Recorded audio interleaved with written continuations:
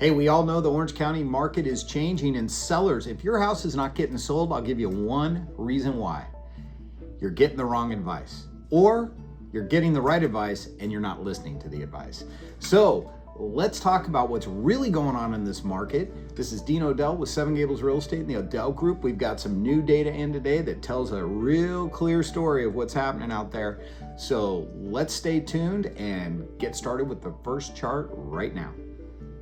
All right, so we have a special chart for you guys today. It's called Sitting on the Market. This is Orange County real estate. Everybody has gotten so accustomed since COVID to the fast-moving market, how competitive it was, how prices were just zooming up, and now finally this market is starting to normalize. And I want to show you kind of what that looks like by price range. You may want to freeze this and take some time looking at the price range that either your house is in, that you're selling, or that you're buying in, right? So I think what I'd like to do is just focus on what percentage of properties are on the market more than 30 days, okay? And even if you look at 0 to 750,000, you would think those things would just be flying off the market, right? Well, they're on the market percentage-wise, 59% of them have been on the market more than 30 days. And you can just go down that row and you can see by price range how long it's taking people to sell things. I mean, when you start getting into most of these price ranges, you're probably averaging about 2/3 of the home are staying on the market for at least 30 to 60 days. And you can see the percentages, how long they're on the market past 60 days, and those are relatively high as well. So what is going on here? Let's take a look at the active listing inventory in Orange County right now. We're on that red line, and you can see that red line is just accelerating almost at a 45-degree angle, right? We're getting towards the time of year where inventory peaks. And if we look at how many homes are in the existing listing inventory right now, we are finally over 5,000. This is like the highest that inventory has been since like 2019, you guys. It's starting to really accelerate. 2 weeks ago, you could see we were at 4,817. And look where we were last year at this time. We had almost 50% less homes on the market. Okay, so this is a big change. And if you look at where the 3-year average was prior to COVID, you could see it was 6,776. And hey, if this line keeps accelerating the way it is, that's where we're headed, right? So that's fine as long as the demand numbers make sense relative to the inventory. So let's look at the demand next. Here's where we are today, 1,584 homes. 2 weeks ago, we were a little bit lower, about 19 homes less, but look at how much inventory went up in those 2 weeks, right? I mean, we had 167 homes come on the market, and out of those 167 homes that added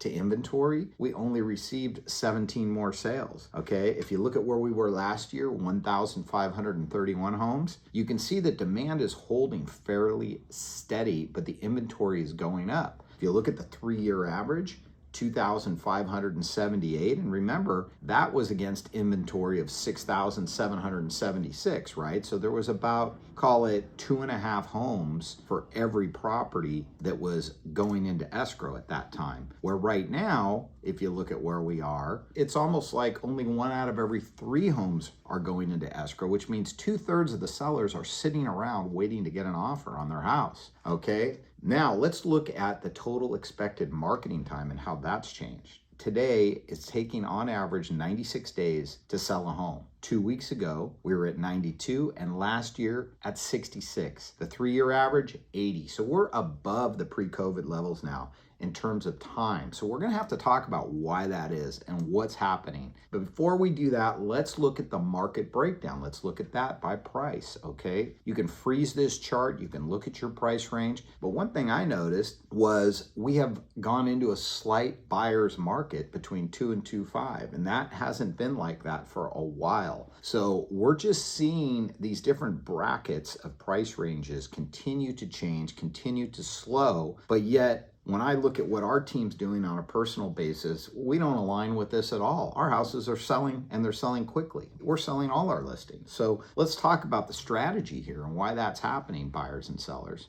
Before we talk more about that, we're gonna look at the Tustin data today because we actually have that at our disposal. So let's move to that right now. Okay, we've had a lot of data today, and I'm going to explain to you that the best way to study this chart is to freeze it and see what's going on in your zip code if you're in the Tustin area. What you're going to see is what's for sale across the board has increased greatly over the last 12 months, because this is comparing June of 2025 with June of 2024. And we have had almost a third of the listings that have hit the market come on in the last 30 days, believe it or not. So that's where a lot of this competition is coming from as well. If you take the 92705 zip code, which is one of the more expensive zip codes in the Tustin area, what you're going to see is that there's all these green arrows that have gone up, including solds and pendings. But you've got to remember, solds are looking in the rearview mirror. Pendings are a little bit more current, right? But now, remember, so much inventory has come on in the market in the last 30 days. You have to look at these supply figures. You know, you have to look at where is the demand. And right now, good news is North Tustin only has 2.5 months of inventory. It did have as much as 3.7 months of inventory. So inventory is moving in the right direction. Look at the average active price. It's 2.6 million and the average sold price is 2.1 million. Well, what does that tell you? I mean, that's a big discrepancy, right? Which means there's a lot of higher priced properties that are sitting on the market not selling because they're not priced properly and they're not being marketed properly. Now, if you look at what's happening with the final list price versus the sold price, you can see there's a 3%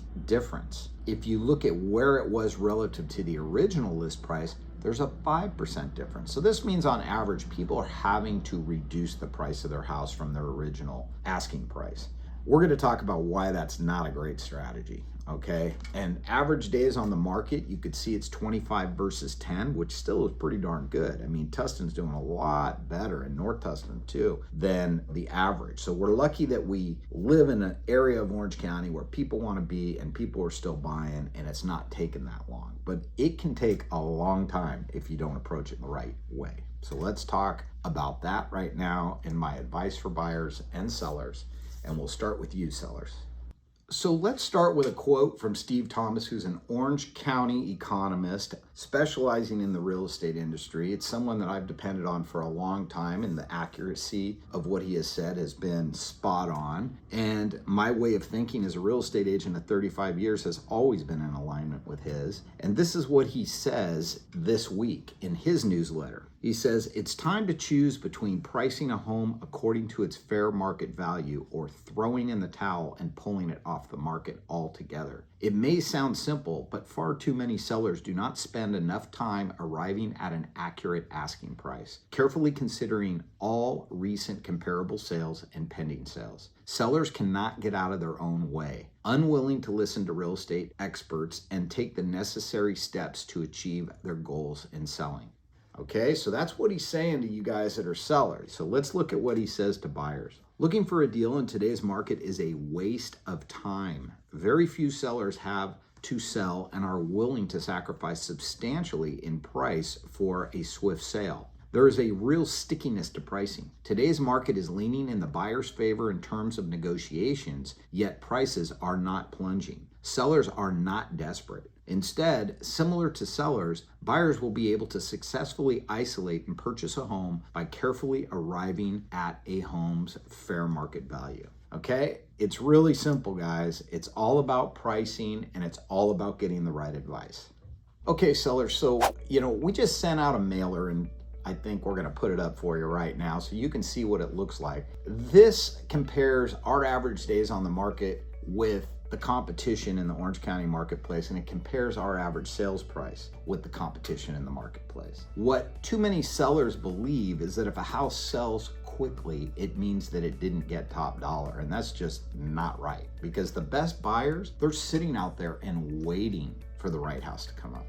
And what you want is you want multiple buyers fighting with each other over your house. So you need to, number one, trust your agent, and number two, trust the market when it comes to pricing. So this is where experienced agents come in, and calling somebody who hasn't been around for a long time, has never worked through different cycles, changing markets, that sort of deal, it's probably not the best idea, because we are not in the market anymore where you just throw your house on the market and hope good things happen. Okay, if you're doing that, honestly, my advice is just take your home off the market and save yourself the brain damage, because right now The houses that are selling are the ones that people want to move, okay? If you have the attitude like, oh, you know what, I don't need to move. Well, if you don't need to move, you're probably not going to sell your house. Okay, so that's my best advice for you right now. There's no reason to inconvenience yourself on the market. Secondly, like I said, get an agent that knows the market. Get an agent that can explain to you the differences in marketing strategies, and definitely understand that the low-cost provider is not the way to go. I call that tripping over dollars to pick up pennies, you know? So we've had listings where sometimes people go, oh, this guy will do it for 0.5% less. What's 0.5% less? I mean, compare that with 35 years of experience of negotiating thousands of transactions. If I can't get 0.5% more than my competition, then I shouldn't even be in the business anymore, right? So anyway, always look at, do they have the track record? Do they actually sell in the area where your house is? How long have they been doing this? There's all kinds of variables. It's just, I'm trying to explain to you sellers, now is the time where you have to call out the expert, okay? And like Steve Thomas said, if people aren't listening to the experts, they're not selling their houses, okay? Now, buyers. Steve Thomas also touched on it in his quote that you can't just think it's wide open for you guys, because it's not. I mean, every house, we have one right now that we launched. We said we're gonna not take any offers for the first 2 weekends, and as of today, we're gonna look at offers at about 3 in the afternoon, which is coming up in a few hours. And we've already got 5 offers on that property. That house has been on the market for a while. It's been gelling. People have had time to consider it. And now we're gonna start countering it out, right? We want the buyers to negotiate against each other instead of one buyer trying to negotiate with my seller, right? So that's the strategy that particular seller has used. And what we see is that normally will yield top dollar. And you have other sellers that think, oh, well, if you're doing that, you're just trying to sell the house super quick. And it's like, no, it's not that. I mean, first of all, we spend more time getting houses ready and marketed than a lot of times it takes to actually get offers and get them sold, right? You need to talk about what your strategy is. When do you want to move? When do you want to be there? Okay, just because you want to be somewhere in 45 days doesn't mean you're desperate to sell, okay? A good agent's going to understand that, but they're also going to make suggestions and recommend a marketing strategy that's going to work for your time frame, okay?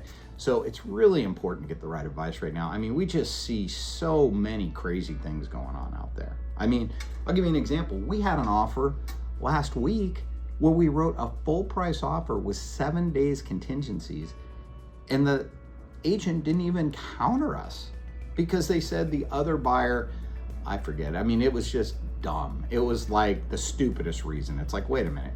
You have a full price offer, you have another buyer that's basically got the same offer, and you don't counter either of them, you just take an offer. Like, that's just dumb. You know, that's leaving money on the table for your seller.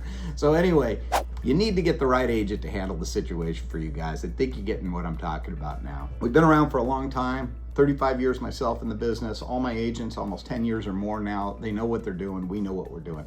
Let us help you out, sellers. And buyers, again, we know what makes sense for the buyers. We know the area super well, and we would love to work with you and advise you as well. So give us a call. I know this was kind of a little long talk today, but we got to figure out how to get through this transitional market together. And I'm telling you right now, we're on top of it. This team is having a great year, and a lot of other people are quitting the business right now. So can't wait to hear from you. Go ahead and shoot us a text or email us.